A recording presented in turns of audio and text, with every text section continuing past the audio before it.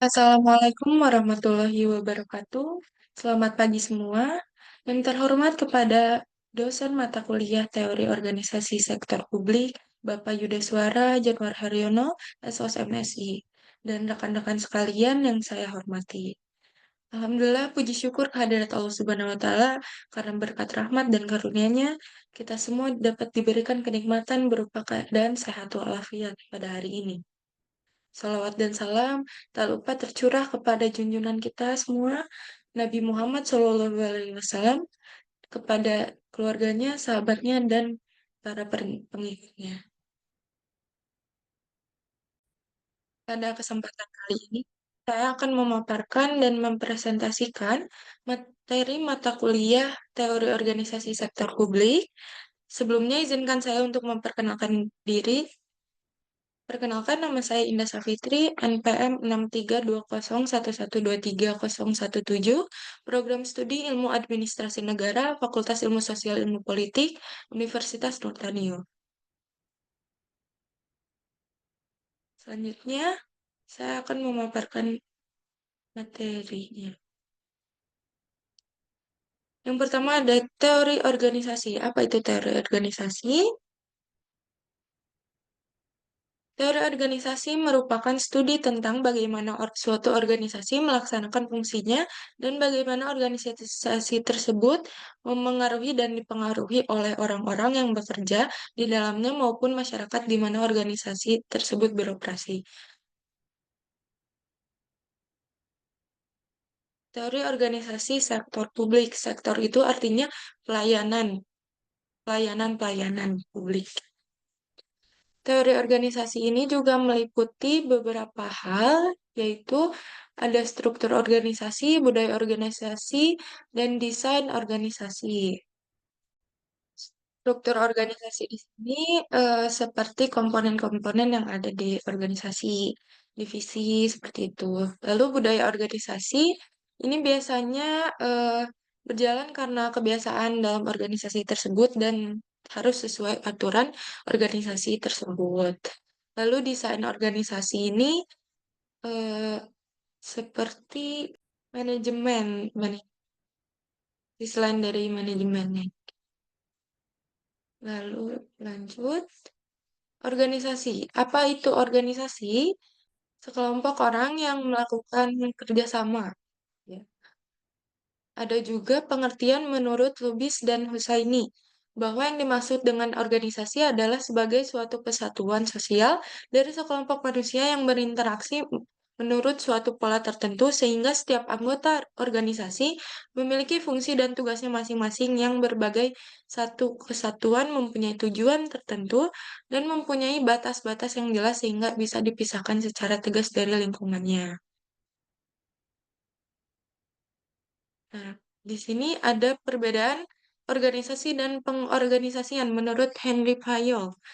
Organisasi merupakan pengelompokan orang-orang dalam aktivitas kerjasama untuk mencapai tujuan yang telah ditetapkan. Sedangkan pengorganisasian adalah aktivitas orang-orang dalam pengelompokan menyusun dan mengatur berbagai macam pekerjaan yang perlu diselenggarakan untuk mencapai tujuan pendidikan.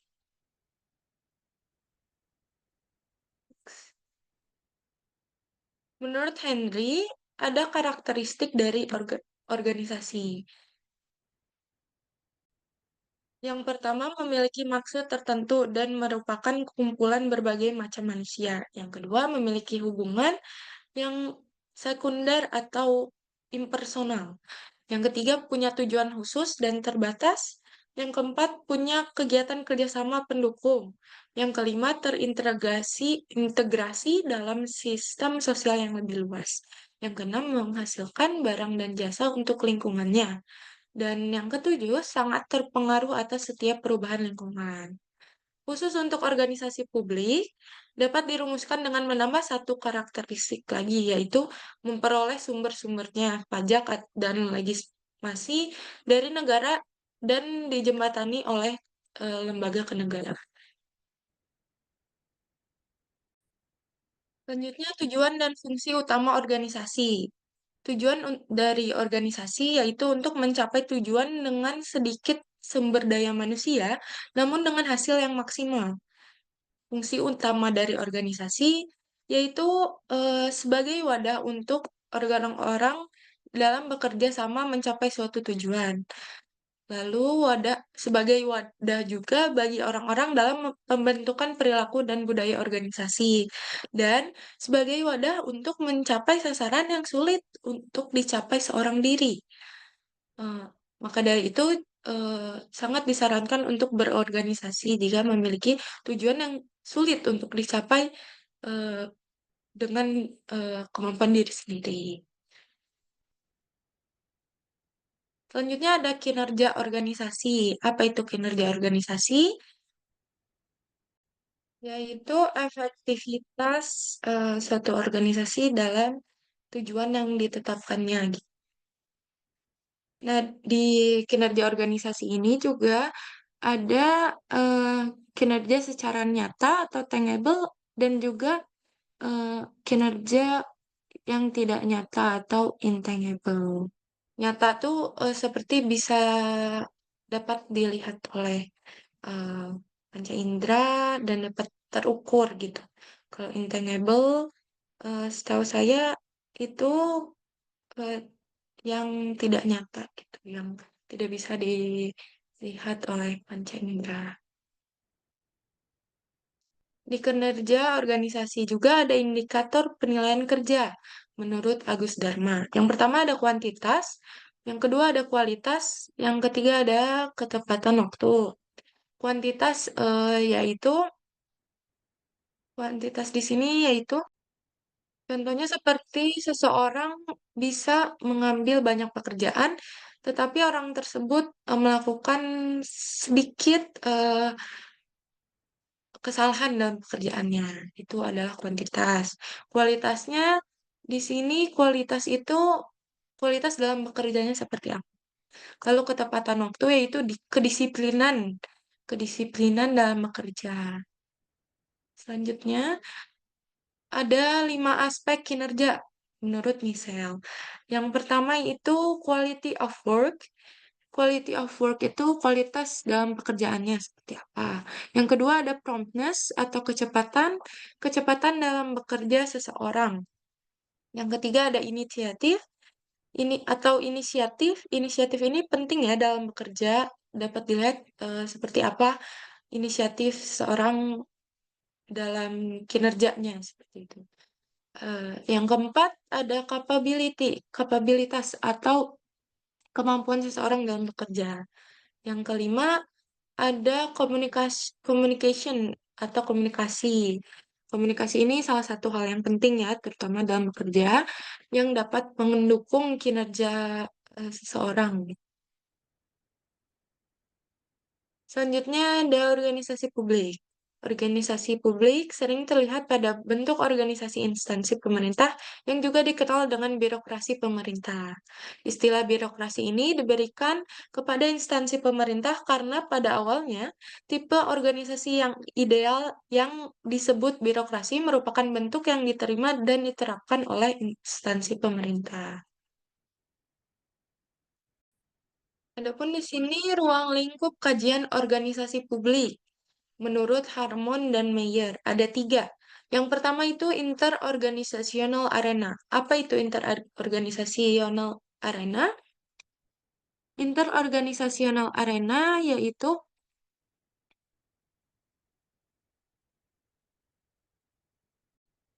suatu arena di mana administrator publik bertindak sebagai wakil dan agen dari organisasi dalam berhubungan dengan organisasi-organisasi lain.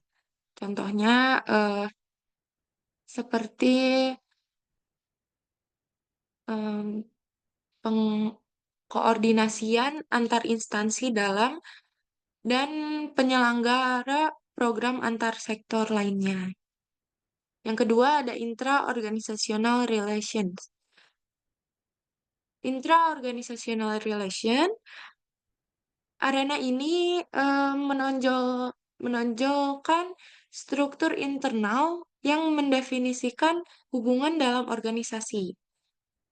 Hubungan ini dapat digambarkan dalam bagan yang menunjukkan siapa yang menjabat apa, siapa melapor kepada siapa, dan juga seperti siapa eh, dalam satu unit berorganisasi. Contohnya seperti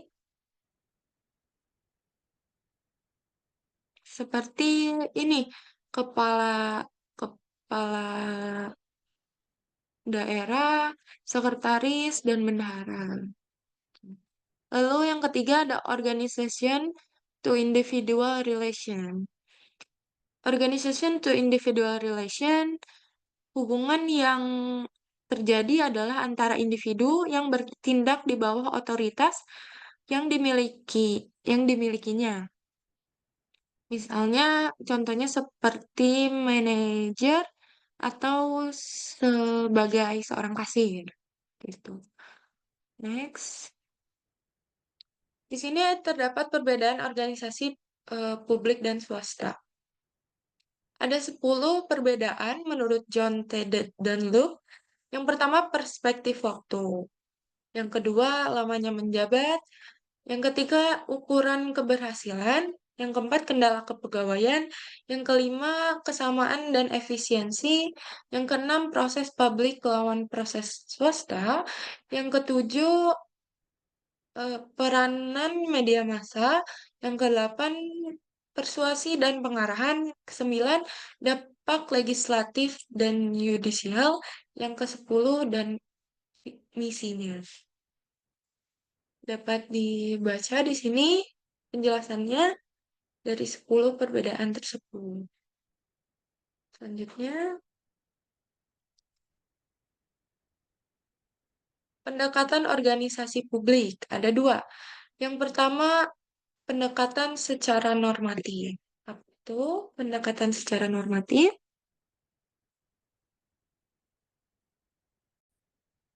Yaitu pendekatan yang melihat organisasi sebagai suatu proses penyelesaian tugas atau pencapaian tujuan. Nah, pendekatan normatif ini bersifat profit oriented dan biasanya dilakukan di BUMN dan juga BUMD. Yang kedua ada pendekatan secara deskriptif. Nah, di sini ada 4 kegiatan dari pendekatan deskriptif. Yang pertama kegiatan personal. Kegiatan personal adalah suatu kegiatan yang dilakukan manajer publik untuk mengatur waktunya sendiri.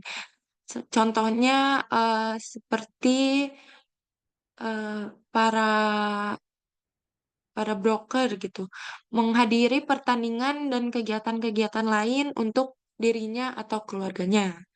Gitu. Yang kedua, kegiatan interaktif. Kegiatan interaktif ini seperti manajer publik yang melakukan interaksi kepada bawahan, pelanggan, ataupun atasannya gitu. Yang ketiga, kegiatan administratif. Kegiatan administratif ini seperti surat menyurat, penyediaan pengaturan budget, monitoring, dan lain-lain. Yang keempat, ada kegiatan teknis. Kegiatan teknis ini eh, kegiatan yang dilakukan oleh manajer publik dalam memecahkan masalah-masalah teknis dalam organisasinya. Next. Selanjutnya, kepemimpinan. Ada dua pengertian kepemimpinan yang pertama menurut Stoner, Freeman, and Gilbert, dapat diartikan sebagai proses memengaruhi dan mengarahkan para pegawai dalam melakukan pekerjaan yang telah ditugaskan kepada mereka sebagaimana didefinisikan oleh mereka. Dan yang kedua, ada menurut Griffin, kepemimpinan adalah proses dalam mengarahkan dan mempengaruhi para anggota dalam hal berbagi aktivitas yang harus dilakukan. Ada teori munculnya pemimpin. Yang pertama itu ada teori genetis. Di sini ada beberapa hal yang bisa saya jelaskan terkait dengan teori genetis. Teori genetis ini ciri-cirinya pemimpin tidak dibuat, tapi lahir dari jadi pemimpin oleh bakat alami yang luar biasa sejak lahir. Lalu ditakdirkan lahir menjadi pemimpin dalam situasi dan kondisi yang bagaimanapun. Dan juga secara filsafat, teori tersebut menganut pandangan determinat. Pandangan determinat ini, setahu saya itu pandangan yang eh, sudah ditentukan dari sebelum-sebelumnya. Gitu. Eh, jadi teori genetis ini ya seseorang terlahir dan memiliki keturunan eh, di dalam dirinya ada jiwa pemimpinnya gitu. Yang kedua ada teori sosial. Nah, teori ini berlawanan dari teori genetis ya. Dalam teori ini, pemimpin itu harus disiapkan, dididik, dan dibentuk. Tidak terlahir begitu saja, setiap orang bisa menjadi pemimpin melalui usaha penyiapan dan pendidikan serta didorong oleh eh, kemakan sendiri.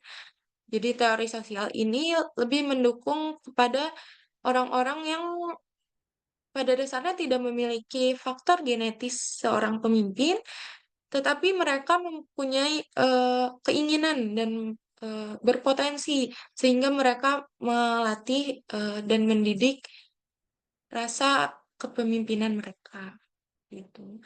Yang ketiga, teori ekologis atau sintetis muncul sebagai reaksi dari kedua teori tersebut. Teori ini menyatakan bahwa seseorang akan sukses menjadi pemimpin bila sejak lahir dia telah memiliki bakat kepemimpinan dan bakat ini sempat dikembangkan melalui pengalaman dan usaha pendidikan juga sesuai dengan tuntutan lingkungan ekologisnya. Jadi teori ekologis ini lebih tepatnya seseorang yang sudah memiliki bakat pemimpin dalam dirinya dan juga dia mengetahui bakat tersebut lalu dia dia eh, tingkatkan lagi gitu melalui pendidikan kepemimpinan dan usaha pendidikan yang dia lewati seperti itu. Selanjutnya, selanjutnya ada gaya kepemimpinan. Ada 6 di sini. Yang pertama kepemimpinan demokrasi. Kepemimpinan ini mewadahi kepentingan orang-orang banyak seperti sehingga mereka merasa mereka itu diwadahi aspirasinya ya secara demokratis gitu. Yang kedua, kepemimpinan karismatik. Kepemimpinan ini memiliki sifat yang sangat disegani dan auranya biasanya kuat gitu. Lalu kepemimpinan otoriter. Kepemimpinan ini biasanya eh, segala keputusan itu diputuskan oleh pemimpinnya. Pemimpinnya ingin A, bawahannya harus segera melaksanakan perintahnya seperti A, ingin B, ingin C, bawahannya harus menuruti perintahnya sesegera mungkin.